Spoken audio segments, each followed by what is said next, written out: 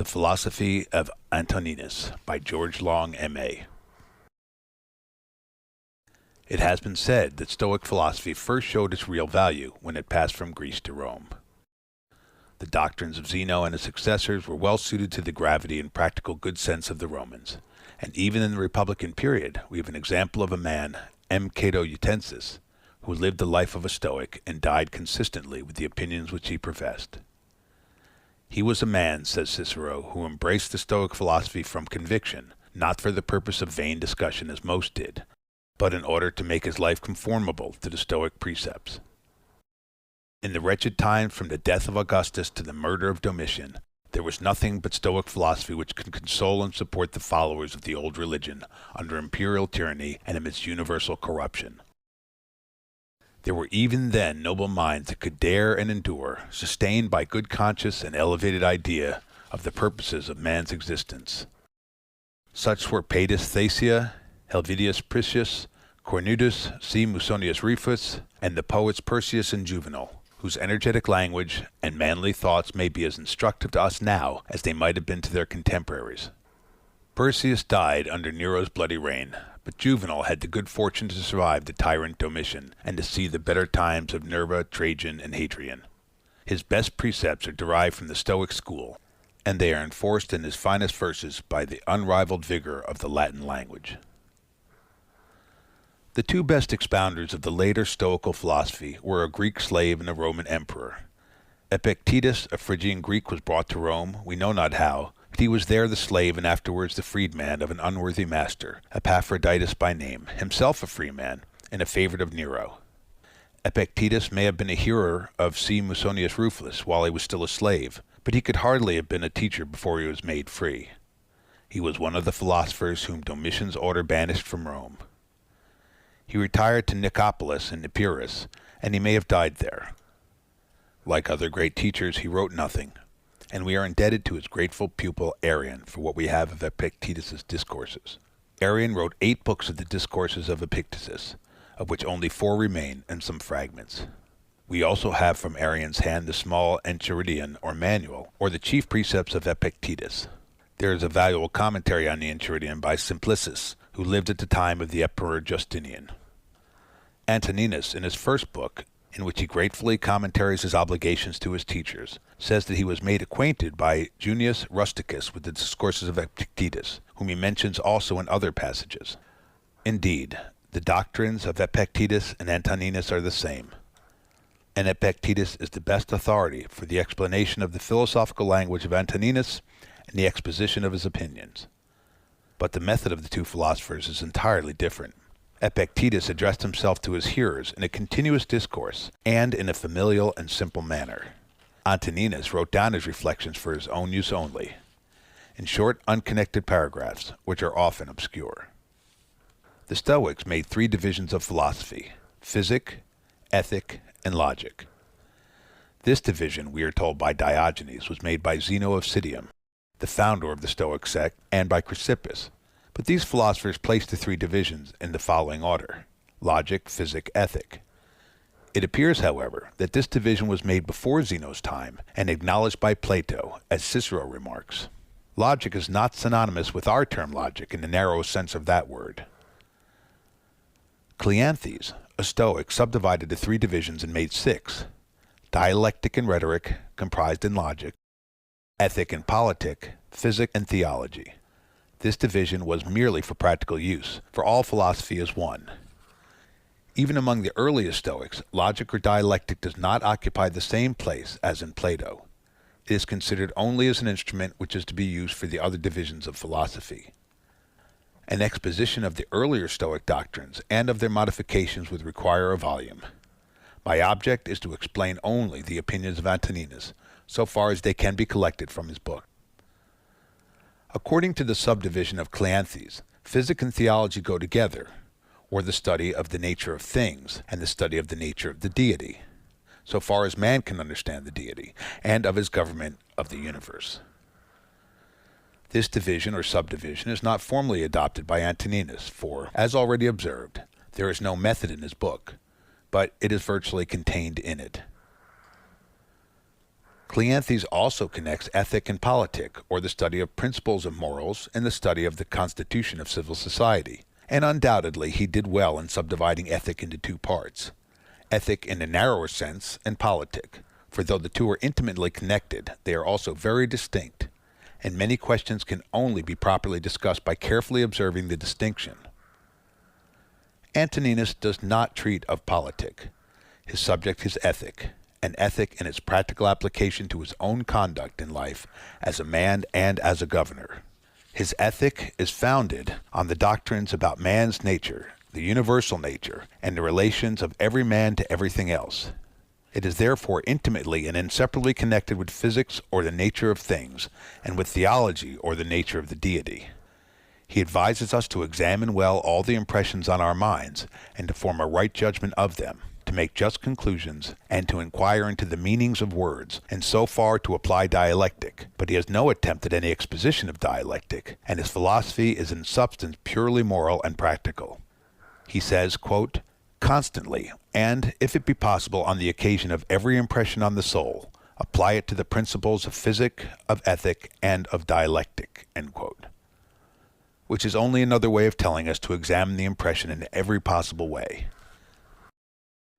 In another passage he says, quote, "To the age which have been mentioned, let this one still be added. Make for thyself a definition or description of the object, which is presented to thee so as to see distinctly what kind of a thing it is in its substance, in its nudity, in its complete entirety, and tell thyself its proper name and the names of the things which it has been compounded, and into which it will be resolved," end quote. Such an examination implies a use of dialectic, which Antoninus accordingly employed as a mean towards establishing his physical, theological, and ethical principles. There are several expositions of the physical, theological, and ethical principles which are contained in the work of Antoninus, and more expositions than I have read. Ritter, after explaining the doctrines of Epictetus, treats very briefly and insufficiently those of Antoninus, but he refers to a short essay in which the work is done better.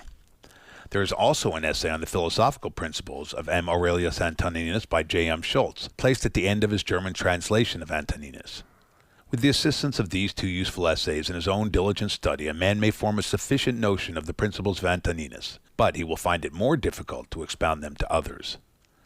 Besides the want of arrangement in the original and of connection among the numerous paragraphs, the corruption of the text, the obscurity of the language and the style, and sometimes perhaps the confusion in the writer's own ideas, besides all this there is occasionally an apparent contradiction in the emperor's thoughts, as if his principles were sometimes unsettled, as if doubt sometimes clouded his mind. A man who leads a life of tranquility and reflection, who is not disturbed at home, and meddles not with the affairs of the world, may keep his mind at ease and his thoughts on one even course. But such a man has not been tried. All his ethical philosophy and his passive virtue might turn out to be idle words if he were once exposed to the rude realities of human existence. Fine thoughts and moral dissertations from men who have not worked and suffered may be read, but they will be forgotten. No religion, no ethical philosophy is worth anything if the teacher has not lived the, quote, life of an apostle, end quote, and has been ready to die, quote, the death of a martyr, end quote. Quote, "Not in passivity, the passive affects, but in activity lie the evil and the good of the rational social animal, just as his virtue and his vice lie not in passivity, but in activity," end quote. Section 9, paragraph 16. The Emperor Antoninus was a practical moralist. From his youth, he followed the laborious discipline, and though his high station placed him above all want or the fear of it, he lived as frugally and as temperately as the poorest philosopher. Epictetus wanted little, and it seems that he always had the little that he wanted, and he was content with it, as he had been with his servile station. But Antoninus, after his accession to the empire, sat on an uneasy seat. He had the administration of an empire which extended from the Euphrates to the Atlantic, from the cold mountains of Scotland to the hot sands of Africa, and we may imagine, though we cannot know it by experience, what must be the trials, the troubles, the anxiety, and the sorrows of him who has the world's business on his hands, with the wish to do the best he can, and the certain knowledge that he can do very little of the good which he wishes. In the midst of war, pestilence, conspiracy, general corruption, and with the weight of so unwieldy an empire upon him, we may easily comprehend that Antoninus often had need of all his fortitude to support him. The best and bravest men have moments of doubt and of weakness, but if they are the best and the bravest, they rise again from their depression by recurring to first principles, as Antoninus does. The emperor says that life is smoke, a vapor, and St. James in his epistle is of the same mind, that the world is full of envious, jealous, malignant people, and a man might well be content to get out of it. He has doubts, perhaps, sometimes even about that to which he holds most firmly. There are only a few passages of this kind, but they are the evidence of struggles which even the noblest of the sons of men had to maintain against the hard realities of his daily life. A poor remark it is, which I have seen somewhere, and made in a disparaging way, that the emperor's reflections show that he had need of consolation and comfort in life, and even to prepare him to meet his death. True that he did need comfort and support, and we see how he found it. He constantly recurs to his fundamental principle that the universe is wisely ordered, that every man is a part of it and must conform to that order which he cannot change, that whatever the deity has done is good, that all mankind are a man's brethren, that he must love and cherish them and try to make them better, even those who would do him harm. This is his conclusion. Quote, "What then is that which is able to conduct a man? One thing and only one, philosophy. But this consists in keeping the divinity within a man free from violence and unharmed, superior to pains and pleasures, doing nothing without a purpose, nor yet falsely and with hypocrisy, not feeling the need of another man's doing, or not doing anything, and besides accepting all that happens and all that is allotted, as coming from thence, wherever it is, from whence he himself came, and finally, waiting for death with a cheerful mind as being nothing else than a dissolution of the elements of which every living being is compounded. But if there is no harm to the elements themselves, and each continually changing into another, why should the man have any apprehension about the change and dissolution of all the elements himself? For it is according to nature, and nothing is evil that is according to nature." End quote. The physic of Antoninus is the knowledge of the nature of the universe, of its government, and of the relation of man's nature to both. He names the universe, quote, "the universal substance," end quote, and he adds that, quote, "reason," end quote, covers the universe. He also uses the term, quote, "universal nature," end quote, or, quote, "nature of the universe," end quote. He calls the universe, quote, "the one and all, which we name cosmos or order," end quote. If he ever seems to use these general terms as significant of all that man can in any way conceive to exist, he still on other occasions plainly distinguishes between matter, material things, and cause, origin, reason. This is conformable to Zeno's doctrine that there are two original principles of all things, that which acts and that which is acted upon. That which is acted on is the formless matter. That which acts is the reason, God, who is eternal and operates through all matter and produces all things. So Antoninus speaks of the reason which pervades all substance and through all time by fixed periods (revolutions) administers the universe. God is eternal and matter is eternal. It is God who gives form to matter, but he is not said to have created matter. According to this view, which is as old as Anaxagoras, God and matter exist independently, but God governs matter. This doctrine is simply the expression of the fact of the existence both of matter and of God. The Stoics did not perplex themselves with the insoluble question of the origin and nature of matter. Antoninus also assumes a beginning of things, as we now know them, but his language is sometimes very obscure. I have endeavored to explain the meaning of one difficult passage. Matter consists of elemental parts, of which all material objects are made, but nothing is permanent in form. The nature of the universe, according to Antoninus' expression, quote, "loves nothing so much as to change the things which are, and to make new things like them. For everything that exists is in a manner the seed of that which will be. But thou art thinking only of seeds which are cast into the earth or into a womb. But this is a very vulgar notion." End quote. All things, then, are in a constant flux and change.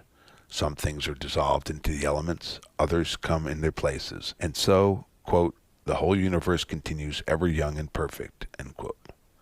Antoninus has some obscure expressions about what he calls, quote, seminal principles, end quote. He opposes these to the Epicurean atoms, and consequently, quote, his seminal principles, end quote, are not material atoms which wander about at hazard and combine nobody knows how. In one passage he speaks of living principles, souls after the dissolution of their bodies being received into the, quote, seminal principle of the universe, end quote.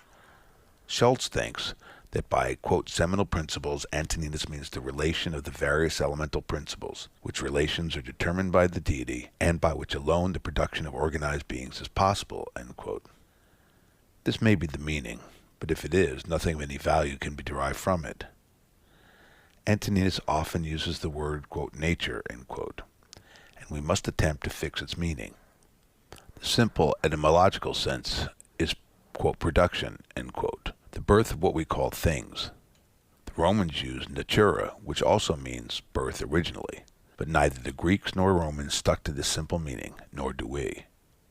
Antoninus says, quote, whether the universe is a concourse of atoms or nature is a system, let this first be established, that I am part of the whole which is governed by nature, end quote. Here it might seem as if nature were personified and viewed as an active, efficient power, as something which, if not independent of the deity, acts by a power which is given to it by the deity.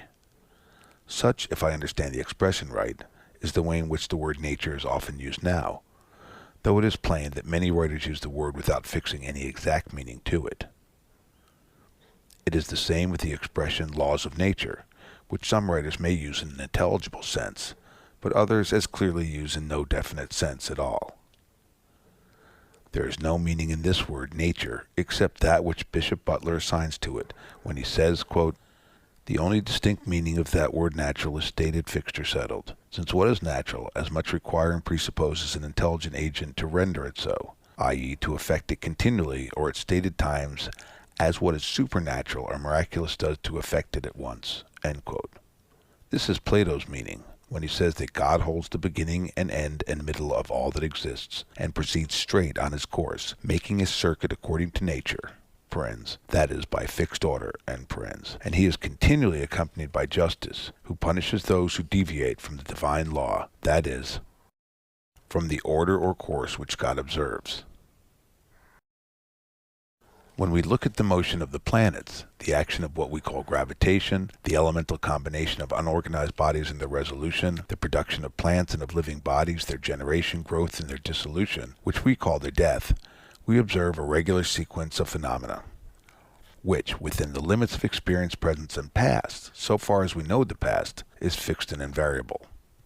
But if this is not so, if the order and sequence of phenomena as known to us are subject to change in the course of an infinite progression, and such change is conceivable, we have nor discovered, not shall we ever discover, the whole of the order and sequence of phenomena, in which sequence there may be involved according to its very nature, that is, according to its fixed order, some variation of which we now call order or the nature of things.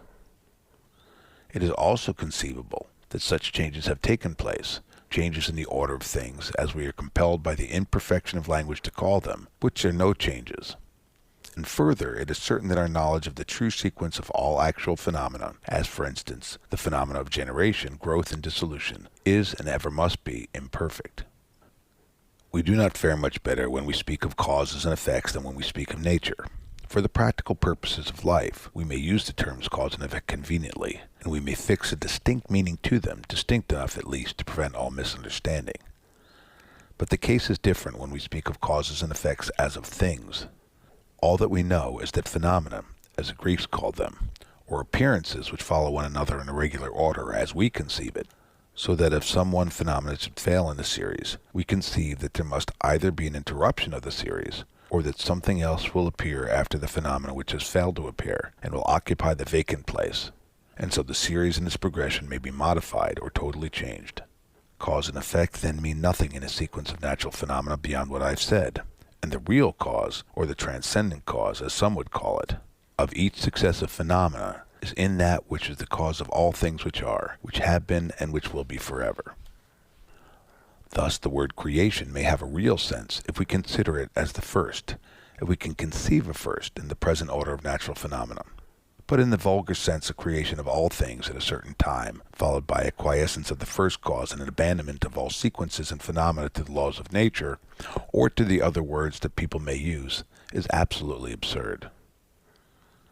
Now, though there is great difficulty in understanding all the passages of Antoninus in which he speaks of nature, of the changes of things, and of the economy of the universe, I am convinced that his sense of nature and natural is the same as that which I have stated.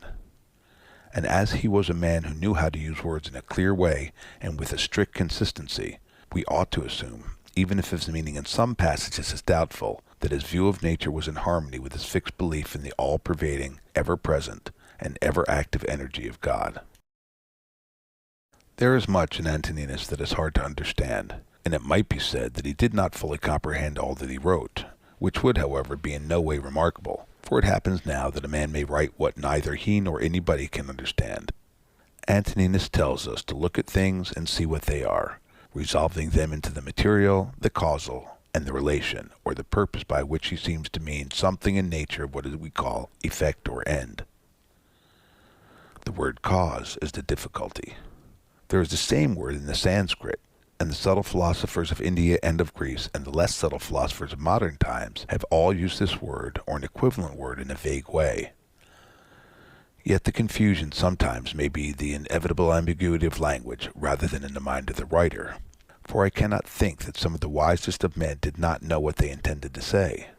When Antoninus says that, quote, everything that exists is in a manner the seed of that which will be, end quote, he might be supposed to say what some of the Indian philosophers have said, and thus a profound truth might be converted into a gross absurdity.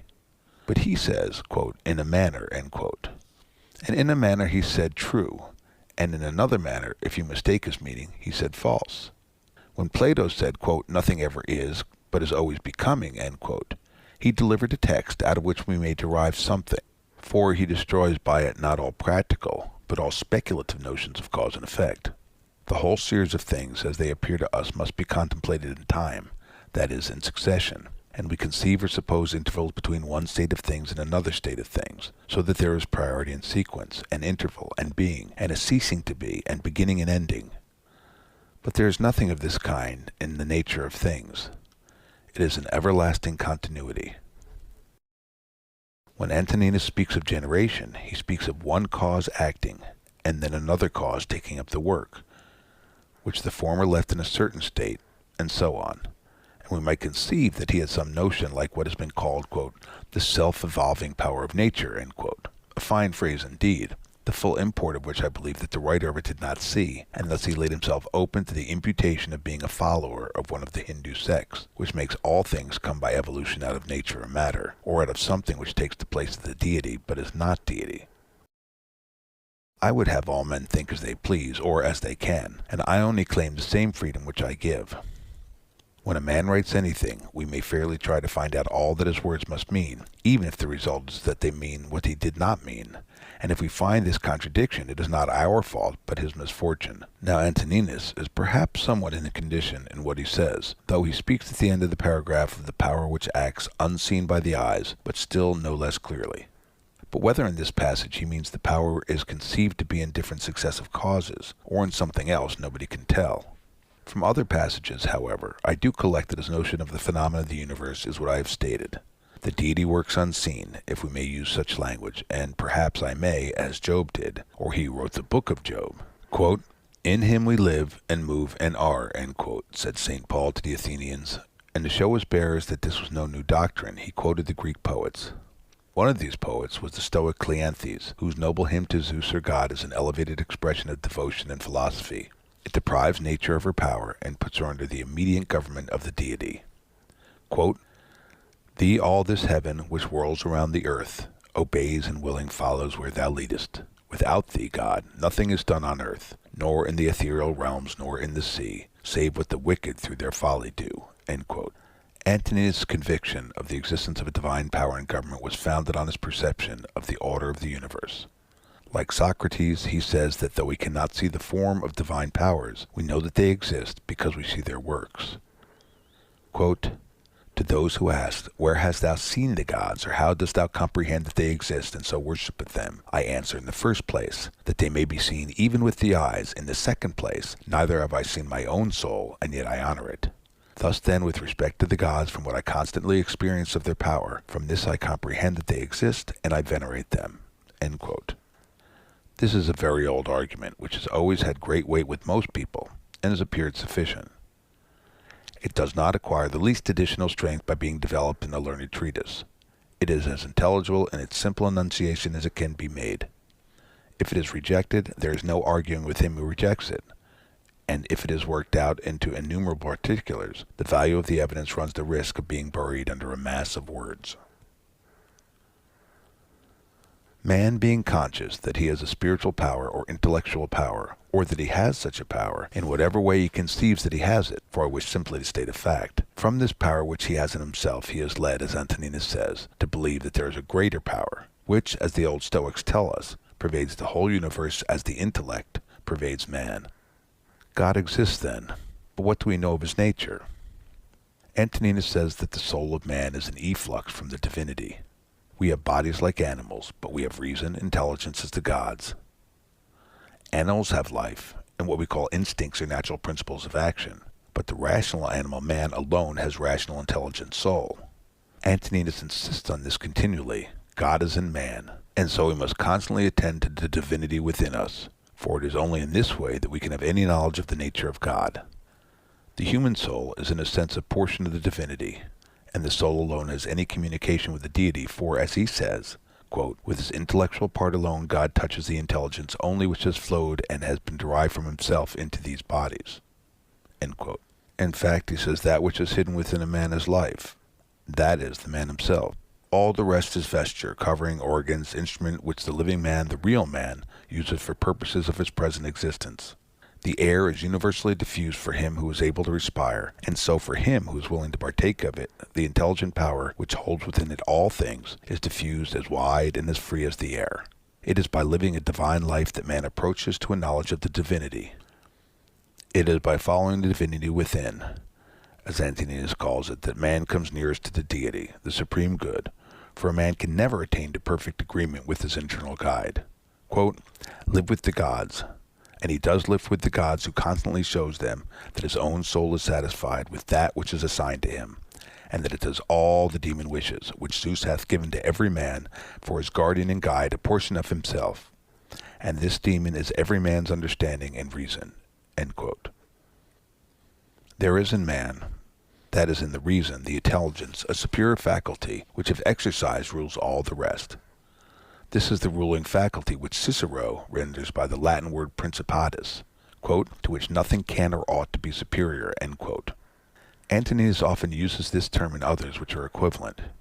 He names it, quote, "the governing intelligence," end quote. The governing faculty is the master of the soul. A man must reverence only his ruling faculty and the divinity within him. As we must reverence that which is supreme in the universe, so we must reverence that which is supreme in ourselves, and this is that which of the like kind with that which is the supreme in the universe. So, as Plotinus says, the soul of man can only know the divine so far as it knows itself. In one passage, Antoninus speaks of a man's condemnation of himself, when the diviner part within him has been overpowered and yields to the less honorable and to the perishable part, the body and its gross pleasures. In a word, the views of Antoninus on this matter, however his expressions may vary, are exactly what Bishop Butler expresses when he speaks of, quote, "the natural supremacy of the reflection or conscious," end quote, of the faculty, quote, "which surveys, approves, or disapproves the several affectations of our mind and actions of our lives," end quote. Much matter might be collected from Antoninus on the notion of the universe being one animated being, but all that he says amounts to no more, as Schultz remarks, than this. The soul of man is most intimately united to his body, and together they make one animal which we call man. So the deity is most intimately united to the world or the material universe, and together they form one whole. But Antoninus did not view God and the material universe as the same any more than he viewed the body and soul of man as one. Antoninus has no speculations on the absolute nature of the deity. It was not his fashion to waste his time on what a man cannot understand. He was satisfied that God exists, that he governs all things, that man can only have an imperfect knowledge of his nature, and he must attain this imperfect knowledge by reverencing the divinity which is within him and keeping it pure. From all that has been said, it follows that the universe is administered by the providence of God, and that all things are wisely ordered. There are passages in which Antoninus expresses doubts or states different possible theories of the constitution and government of the universe, but he always recurs to his fundamental principle, that if we admit the existence of a deity, we must also admit that he orders all things wisely and well. Epictetus says that we can discern the providence which rules the world if we possess two things, the power of seeing all that happens with respect to each thing, and a grateful disposition.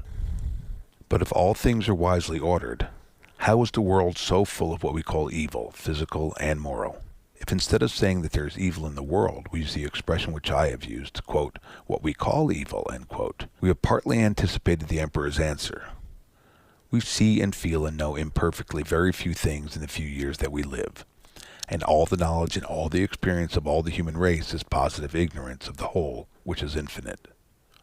Now, as our reason teaches us that everything is in some way related to and connected with every other thing, all notion of evil as being in the universe of things is a contradiction. For if the whole comes from and is governed by an intelligent being, it is impossible to conceive anything in it which tends to the evil or destruction of the whole. Everything is in constant mutation, and yet the whole subsists. We might imagine the solar system resolved into its elemental parts, and yet the whole would still subsist, quote, ever young and perfect, end quote. All things, all forms, are dissolved and new forms appear. All living things undergo the change which we call death. If we call death an evil, then all change is an evil. Living beings also suffer pain, and man suffers most of all, for he suffers both in and by his body, and by his intelligent part. Men suffer also from one another, and perhaps the largest part of human suffering comes to man from those whom he calls his brothers. Antoninus says, quote, generally, wickedness does no harm at all to the universe, and particularly the wickedness of one man does no harm to another. It is only harmful to him who has it in his power to be released from it as soon as he shall choose, end quote. The first part of this is perfectly consistent with the doctrine that the whole can sustain no evil or harm. The second part must be explained by the Stoic principle that there is no evil in anything which is not in our power. What wrong we suffer from another is his evil, not ours. But this is an admission that there is evil in a sort, for he who does wrong does evil, and if others can endure the wrong, still there is evil in the wrongdoer. Antoninus gives many excellent precepts with respect to wrongs and injuries, and his precepts are practical. He teaches us to bear what we cannot avoid, and his lessons may be just as useful to him who denies the being and the government as God, as to him who believes in both. There is no direct answer in Antoninus to the objections which may be made to the existence and providence of God because of the moral disorder and suffering which are in the world, except this answer which he makes in reply to the supposition that even the best men may be extinguished by death. He says, if it is so, we may be sure that if it ought to have been otherwise, the gods would have ordered it otherwise. His conviction of the wisdom which we may observe in the government of the world is too strong to be disturbed by any apparent irregularities in the order of things. That these disorders exist is a fact, and those who would conclude from them against the being and government of God conclude too hastily. We all admit that there is an order in the material world, a nature, in the sense in which the word has been explained, a constitution, what we call a system, a relation of parts to one another, and a fitness for the whole for something. So in the constitution of plants and animals there is an order, a fitness for some end. Sometimes the order as we conceive it is interrupted, and the end as we conceive it is not attained. The seed, the plant, or the animal sometimes perishes before it has passed through all its changes and done all its uses. It is according to nature, that is, a fixed order, for some to perish early, and for others to do all their uses and leave successors to take their place. So man has a corporeal and intellectual and moral constitution fit for certain uses, and on the whole, man performs these uses, dies, and leaves other men in his place. So society exists, and a social state is manifestly the natural state of man, the state for which his nature fits him, and society amidst innumerable irregularities and disorders still subsists, and perhaps we may say that the history of the past and our present knowledge give us a reasonable hope that its disorders will diminish, and that order, its governing principle, may be more firmly established. As order, then, a fixed order, we may say, subject to deviations real or apparent, must be admitted to exist in the whole of nature of things. That which we call disorder, or evil as it seems to us, does not in any way alter the fact of the general constitution of things having a nature, or fixed order. Nobody will conclude from the existence of disorder that order is not the rule, for the existence of order, both physical and moral, is proved by daily experience and all past experience. We cannot conceive how the order of the universe is maintained. We cannot even conceive how our own life from day to day is continued, nor how we perform the simplest movements of the body, nor how we grow and think and act, though we know many of the conditions which are necessary for all these functions. Knowing nothing, then, of the unseen power which acts in ourselves except by what is done, we know nothing of the power which acts through what we call all time and all space. But seeing that there is a nature or fixed order in all things known to us, it is conformable to the nature of our minds to believe that this universal nature has a cause which operates continually, and that we are totally unable to speculate on the reason of any of those disorders or evils which we perceive. This, I believe, is the answer which may be collected from all that Antoninus has said. The origin of evil is an old question. Achilles tells Priam that Zeus has two casks, one filled with good things and the other with bad, and that he gives to men out of each according to his pleasure, and so we must be content, for we cannot alter the will of Zeus. One of the Greek commentators asked how we must reconcile this doctrine with what we find in the first book of the Odyssey, where the king of the gods says, "Men say evil comes to them from us, but they bring it on themselves through their own folly." The answer is plain enough, even to the Greek commentator. The poets make both Achilles and Zeus speak appropriately to their several characters. Indeed, Zeus says plainly that men do attribute their sufferings to the gods, but they do it falsely, for they are the cause of their own sorrows. Epictetus, in his Enchiridion, makes short work of the question of evil. He says, quote, "As a mark is not set up for the purpose of missing it, so neither does the nature of evil exist in the universe." End quote. This will appear obscure enough to those who are not acquainted with Epictetus, but he always knows what he is talking about. We do not set up a mark in order to miss it, though we may miss it. God, whose existence Epictetus assumes, has not ordered all things so that his purpose shall fail. Whatever there may be of what we call evil, the nature of evil, as he expresses it, does not exist. That is, evil is not part of the constitution or nature of things. If there were a principle of evil in the constitution of things, evil would no longer be evil, as Simplicius argues, but evil would be good. Simplicius has a long and curious discourse on this text of Epictetus, and it is amusing and instructive. One passage more will conclude this matter. It contains all that the emperor could say, quote, "To go from among men, if there are gods, is not a thing to be afraid of, for the gods will not involve thee in evil. But if indeed they do not exist, or if they have no concern about human affairs, what is it to me to live in a universe devoid of gods or devoid of providence? But in truth they do exist, and they do care for human things, and they have put all the mean in man's power to enable him not to fall into real evils. And as to the rest, if there was anything evil, they would have provided for this also, that it should be altogether in a man's power not to fall into it. But that which does not make a man worse, how can it make a man's life worse? But neither through ignorance, nor having the knowledge, but not the power to guard against or correct these things, is it possible that the nature of the universe has overlooked them? Nor is it possible that it has made so great a mistake, either through want of power or want of skill, that good and evil shall happen indiscriminately to the good and the bad. But death certainly, and life, honor, and dishonor, pain and pleasure, all these things equally happen to good and bad men, being things which make us neither better nor worse. Therefore they are neither good nor evil." End quote. The ethical part of Antoninus' philosophy follows from his general principles. The end of all his philosophy is to live conformably to nature, both a man's own nature and the nature of the universe. Bishop Butler has explained what the Greek philosophers meant when they spoke of living according to nature, and he says that when it is explained as he has explained it and as they understood it, it is, quote, "a manner of speaking not loose and undeterminate, but clear and distinct, strictly just and true." End quote. To live according to nature is to live according to a man's whole nature, not according to a part of it, and to reverence the divinity within him as the governor of all his actions. Quote, "To the rational animal, the same act is according to nature and according to reason." End quote. That which is done contrary to reason is also an act contrary to nature, to the whole nature. though it is certainly conformable to some part of man's nature, or it could not be done. Man is made for action, not for idleness or pleasure. As plants and animals do the uses of their nature, so man must do his.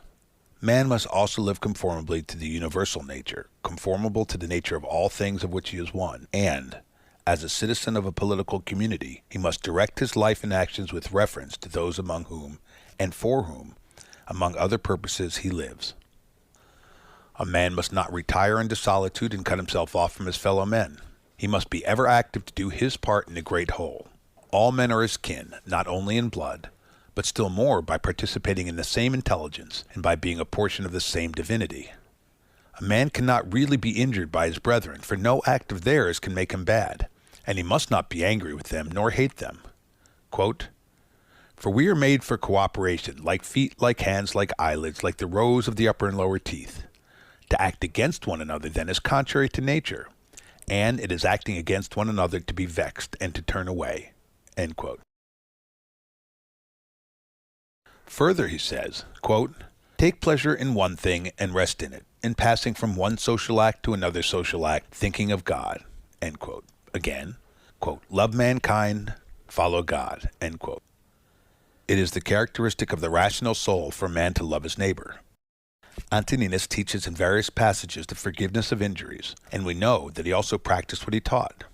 Bishop Butler remarks that, quote, "This divine precept to forgive injuries and to love our enemies, though to be met with gentile moralists, yet is in a peculiar sense a precept of Christianity, as our Savior has insisted more upon it than on any other single virtue." End quote. The practice of this precept is the most difficult of all virtues. Antoninus often enforces it and gives us aid towards following it. When we are injured, we feel anger and resentment, and the feeling is natural, just, and useful for the conservation of society. It is useful that wrongdoers should feel the natural consequences of their actions, among which is the disapprobation of society and the resentment of him who is wronged. But revenge, in the proper sense of that word, must not be practiced.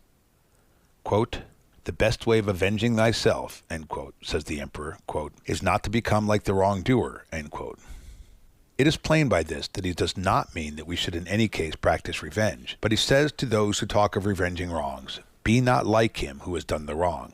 Socrates in the Credo says the same in other words, and St. Paul, quote, "When a man has done thee any wrong, immediately consider with what opinion about good or evil he has done wrong. For when thou hast seen this, thou wilt pity him, and wilt neither wonder nor be angry." End quote. Antoninus would not deny that wrong naturally produces the feeling of anger and resentment, for this is implied in the recommendation to reflect on the nature of the man's mind who has done the wrong, and then you will have pity instead of resentment. And so it comes to the same as St. Paul's advice to be angry and sin not, which, as Butler well explains it, is not a recommendation to be angry, which nobody needs, for anger is a natural passion, but it is a warning against allowing anger to lead us into sin. In short, the emperor's doctrine about wrongful acts is this: wrongdoers do not know what good and bad are. They offend out of ignorance, and in the sense of the Stoics, this is true. Though this kind of ignorance will never be admitted as a legal excuse, and ought not to be admitted as a full excuse in any way by society, there may be grievous injuries, such as it is in a man's power to forgive without harm to society.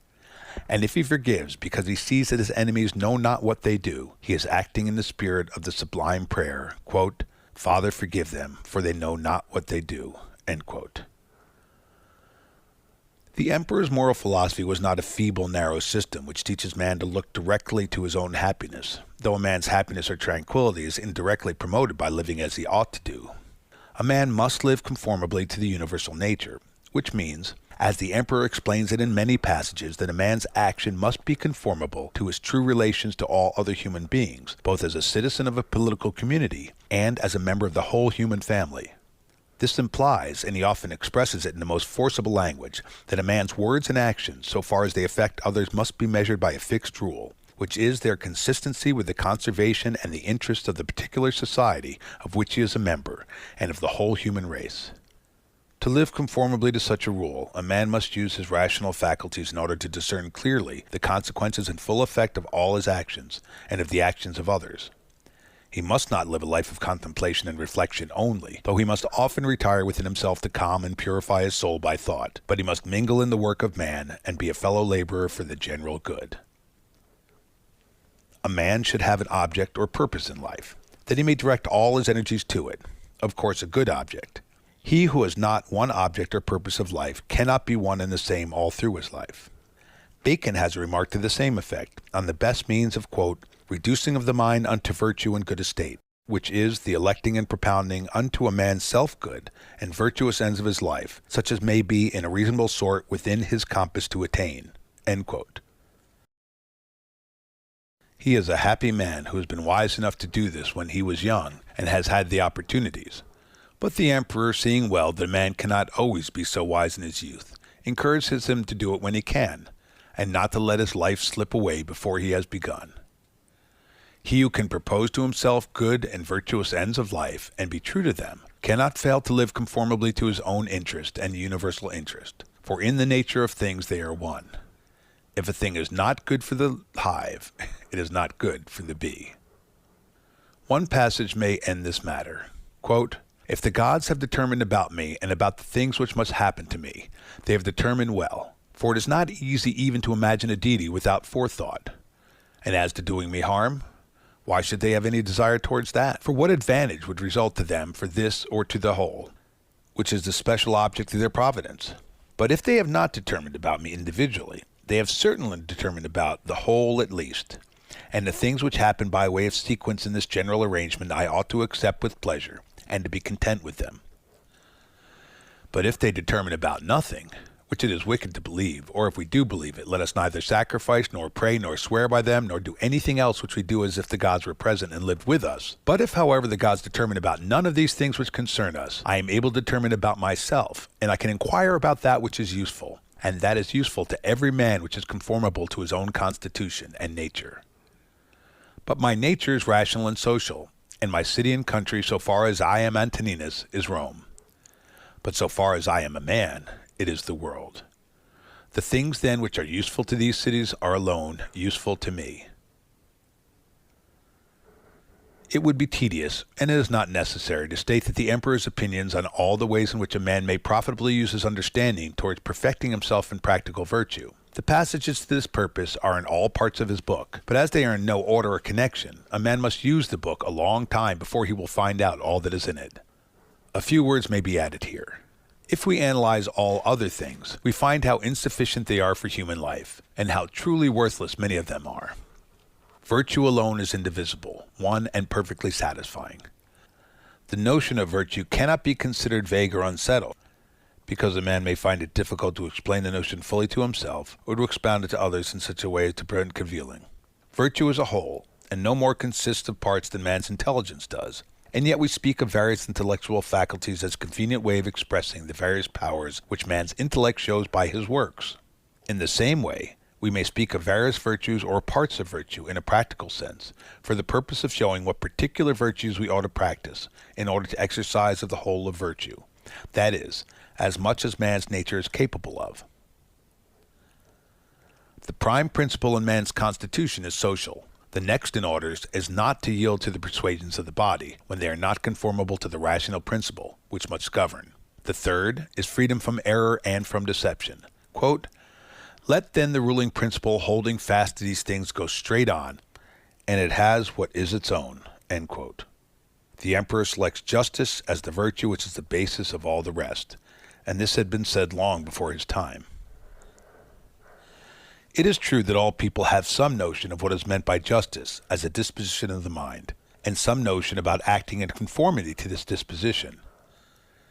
But experience shows that men's notions about justice are as confused as their actions are inconsistent with the true notion of justice. The emperor's notion of justice is clear enough, but not practical enough for all mankind. Quote, let there be freedom from perturbations with respect to the things which come from the external cause, and let there be justice in the things done by virtue of the internal cause. That is, let there be a movement and action terminating in this, in social acts, for this is according to thy nature. End quote. In another place, he says that, quote, he who acts unjustly acts impiously, end quote, which follows, of course, from all that he says in various places. He insists on the practice of truth as a virtue and as a means to virtue, which it no doubt is, for lying even in indifferent things weakens the understanding, and lying maliciously is as great a moral offense as man can be guilty of, viewed both as showing an habitual disposition and viewed with respect to consequences. He couples the notion of justice with action. A man must not pride himself on having some fine notion of justice in his head, but he must exhibit his justice in act, like St. James' notion of faith. But this is enough. The Stoics, and Antoninus among them, call some things beautiful and some ugly. And as they are beautiful, so they are good, and as they are ugly, so they are evil or bad. All these things, good and evil, are in our power absolutely. Some of the stricter Stoics would say, in a manner only, as those who would not depart altogether from common sense would say, practically they are to a great degree in the power of some persons and in some circumstances, but in a small degree only in other persons and in other circumstances.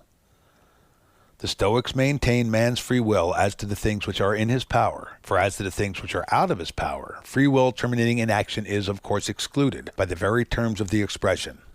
I hardly know if we can discover exactly Antoninus' notion of the free will of man, nor is the question worth the inquiry. What he does mean and does say is intelligible. All the things which are not in our power are indifferent. They are neither good nor bad morally. Such are life, health, wealth, power, disease, poverty, and death. Life and death are all men's portion. Health, wealth, power, disease, and poverty happen to men indifferently, to the good and to the bad, to those who live according to nature and to those who do not. Quote, life, says the emperor, is a warfare and a stranger's sojourn, and after fame is oblivion. End quote. After speaking of those men who have disturbed the world and then died, and of the death of philosophers such as Heraclitus and Democritus, who was destroyed by lice, and of Socrates, whom other lice, his enemies, destroyed, he says, quote, what means all this? Thou hast embarked, thou hast made the voyage, thou art come to shore, get out. If indeed to another life there is no want of gods, not even there. But if to a state without sensation, thou wilt cease to be held by pains and pleasures, and to be a slave to the vessel which is as much inferior to that which serves it as superior, for the one is intelligence and deity, the other is earth and corruption. End quote. It is not death that man should fear, but he should fear never beginning to live according to his nature. Every man should live in such a way as to discharge his duty, and to trouble himself about nothing else. He should live such a life that he shall always be ready for death, and shall depart content when the summons comes. For what is death? Quote, a cessation of the impressions through the senses, and of the pulling of the strings which move the appetites, and of the discursive movements of the thoughts, and of the service to the flesh. End quote. Death is such as generation is, a mystery of nature. In another passage, the exact meaning of which is perhaps doubtful, he speaks of the child which leaves the womb, and so he says the soul at death leaves its envelope. As the child is born or comes into life by leaving the womb, so the soul may, on leaving the body, pass into another existence which is perfect. I'm not sure if this is the emperor's meaning. Antoninus' opinion of a future life is nowhere clearly expressed. His doctrine of the nature of the soul of necessity implies that it does not perish absolutely, for a portion of divinity cannot perish. The opinion is at least as old as the time of Epicharmus and Euripides. What comes from the earth goes back to the earth, and what comes from heaven, the divinity, returns to him who gave it. But I find nothing clear in Antoninus as to the notion of the man existing after death, so as to be conscious of his sameness with the soul which occupied his vessel of clay. He seemed to be perplexed on this matter, and finally to have rested in this, that God or the gods will do whatever is best and consistent with the universality of things. Nor, I think, does he speak conclusively on another Stoic doctrine, which some Stoics practice, the anticipating the regular course of nature by man's own act. The reader will find some passages in which this is touched on, and he may make of them what he can. But there are passages in which the emperor encourages himself to wait for the end patiently and with tranquility, and certainly it is consistent with all his best teaching that a man should bear all that falls to his lot and do useful acts as long as he lives. He should not therefore abridge the time of his usefulness by his own act. Whether he contemplates any possible cases in which a man should die by his own hand, I cannot tell, and the matter is not worth a curious inquiry, for I believe it would not lead to any certain result as to his opinion on this point. I do not think that Antoninus, who never mentioned Seneca, though he must have known all about him, would have agreed with Seneca when he gives as a reason for suicide that the eternal law, whatever he means, has made nothing better for us than this, that it has given us only one way of entering life and many ways of going out of it. The ways of going out indeed are many, and that is a good reason for a man taking care of himself. Happiness was not the direct object of a Stoic's life. There is no rule of life contained in the precept that a man should pursue his own happiness. Many men think that they are seeking happiness when they are only seeking the gratification of some particular passion, the strongest that they have. The end of a man is, as already explained, to live conformably to nature, and he will thus obtain happiness, tranquility of mind, and contentment. As a means of living conformably to nature, he must study the four chief virtues, each of which has its proper sphere: wisdom, or the knowledge of good and evil; justice, or the giving to every man his due; fortitude, or the enduring of labor and pain; and temperance, which is moderation in all things. By thus living conformably to nature, the Stoic obtained all that he wished or expected. His reward was in his virtuous life, and he was satisfied with that. Some Greek poet long ago wrote, quote, "For virtue only of all human things takes reward not from the hands of others. Virtue herself rewards the toils of virtue." End quote.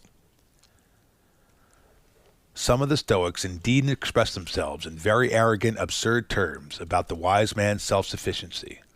They elevated him to the rank of a deity. But these were only talkers and lecturers, such as those in all ages who utter fine words, knowing little of human affairs, and caring only for notoriety.